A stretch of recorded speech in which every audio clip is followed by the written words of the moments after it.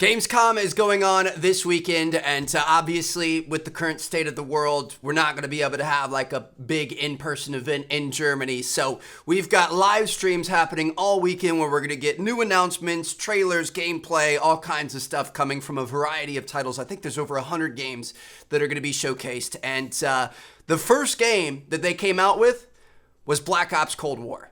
Here we go, baby. Just announced yesterday, Call of Duty Black Ops Cold War. And joining me is Dan Vondrak from Raven to tell us about the game and give you an exclusive sneak peek. Dan, how you doing? We might get some gameplay. Good, Jeff. Thanks for having me here. This has been a dream project for us to work on. From nearly the beginning of development, we knew Black Ops Cold War was going to be a direct sequel to Black Ops 1. And we loved the idea of returning to the pillars built the Black Ops franchise: deniable operations, conspiracy grounded in history, and that shadowy world of paranoia. And we get to mix all those together, drop the player into the 1980s at the height of the Cold War, and it's really something that we know would feel relevant to today and also uniquely Black Ops. Well, you start playing with Black Ops, everyone wants to know characters. We saw yesterday in the reveal trailers, some familiar Woods, of faces. course. So, Woods, Mason, break it down. How does this fit into the Black Ops canon? You said it's a direct sequel, so are we going to see a lot of familiar faces?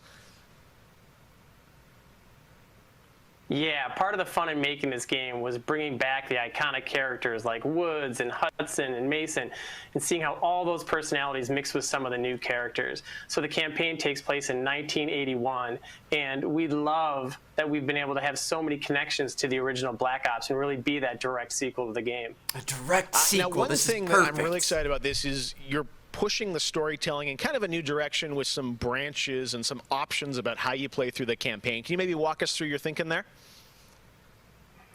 Yeah, one of the driving forces from early in development was to say, let's take this Black Ops thrill ride and infuse it with some player choice and some player freedom. Anything we can do to give the player a little more ownership over their experience.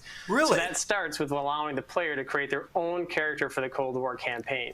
They can name them and pick a military background and really pretend they are that Black Ops soldier that they want to be. From there, we wanted to take some of our missions and infuse optional objectives, multiple paths, and some player choice moments inside some of those missions. And it was fun to find that balance between the hard-driving Call of Duty action and these more non-linear experiences inside some of the missions.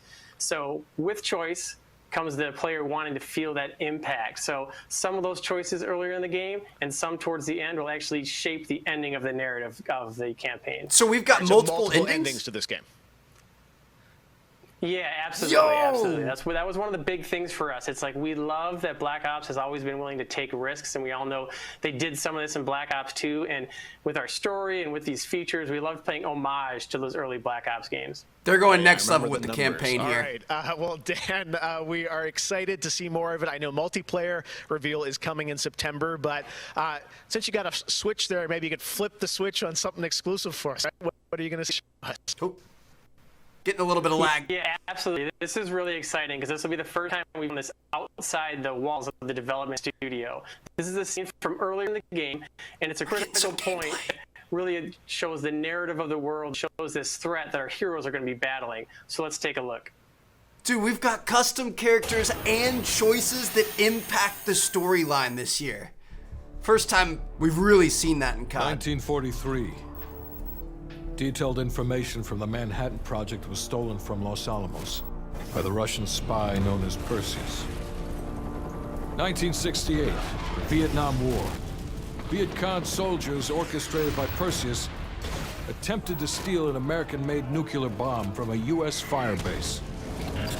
5 days ago, while on a mission, we acquired intel that Perseus is in play again and planning an attack on the West. Perseus.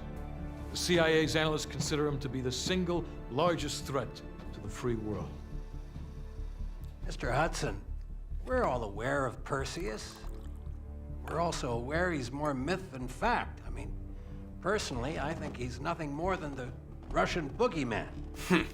General Haig, allow me to introduce the man best suited to respond to that. CIA clandestine special officer Russell Adler. He's one of the few people who even come close to capturing Perseus. Mr. Adler, Why should we take this Perseus threat seriously? You don't have to, sir. Yeah, but then a lot of innocent people are gonna die. Why do you say that? Sir. Every time Perseus has come into play, it's shifted the balance of the Cold War. After 13 years of silence, if he's active, something big is gonna happen. Something that will affect the free world. So Perseus is the main antagonist. This is the big bad guy. Here comes Reagan.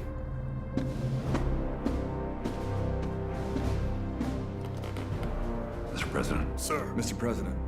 Mr. President, this is Jason Hudson and Russell Adler. I know their names. Who do you think approved their last mission? Is the threat real? Yes, sir, we believe it is. Can you stop Perseus? We can, sir. I've already submitted the requisition for my team. Sir, their requests are highly irregular, most likely illegal. If the press gets a hold... What the hell are you talking about?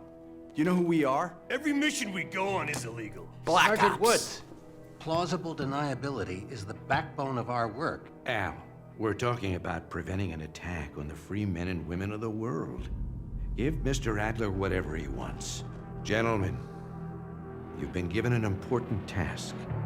Protecting our very way of life from a great evil. There is no higher duty. There is no higher honor. And while few people will know of your struggles, rest assured, the entire free world will benefit. I know you won't fail us. The group of men in that room are responsible for saving the world. Are we actually going to get some gameplay here? Or is this just like a little teaser, little cutscene thing? I mean, it looks amazing. I'm excited to see how Adler shapes into it. You know, we've got Woods and Hudson and everything like that, but it looks like he's going to be a huge addition to the squad. Oh, that's all we're going to get. All right. Well, I mean, it would have been nice to see some like actual gameplay, but just seeing how intense this is going to be, how gritty it's going to be, you know, direct sequel to the first Black Ops game. We finally have a Black Ops game that isn't 6 million years into the future.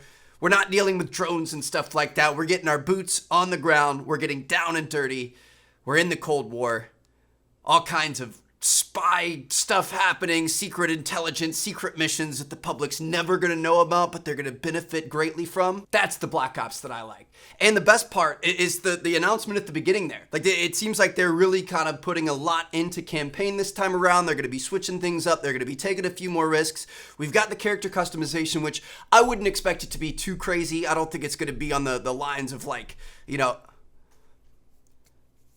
changing all your facial features and eye colors and you know, putting on purple hair and stuff like that. You're not going to be able to do that, but you're probably going to be able to choose at least a couple of different soldier types, maybe male or female or whatever else you may have. I don't know if they're going to have female fighters in here, but we'll see, I guess. But you're going to be able to kind of customize them, kind of have a background that you want. Do you want to come up from the Army? Do you want to come up from the Navy or whatever else? I'm not sure.